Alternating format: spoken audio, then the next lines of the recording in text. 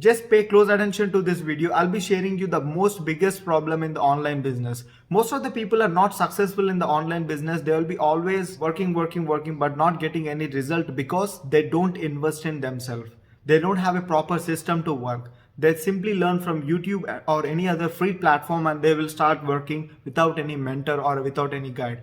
And obviously they are not going to get any result. And most of the people these days are so cunning. They don't invest in themselves, but they want others to pay them.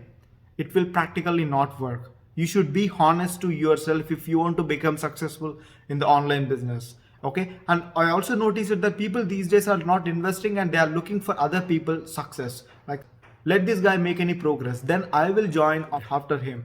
But if you're thinking in that way, you are a stupid, because that person might get result in 2 months or 3 months or 6 months or 1 year. So he will be learning some stuff throughout this journey. He'll get some experience. He'll learn from his failures, but you'll be watching at that person and wasting your 1 year or 6 months or huge amount of time, which is really a bad news for you. So here what I suggest is, if you want to become successful in the online business, you need to take risk and you need to trust yourself first.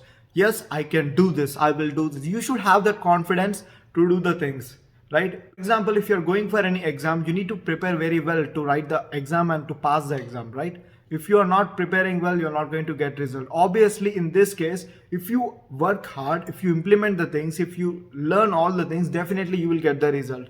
But if you're looking at other person, or if you're looking at some people to invest in you before you invest in yourself, that is completely wrong and you'll be not making any progress. So be honest to yourself first.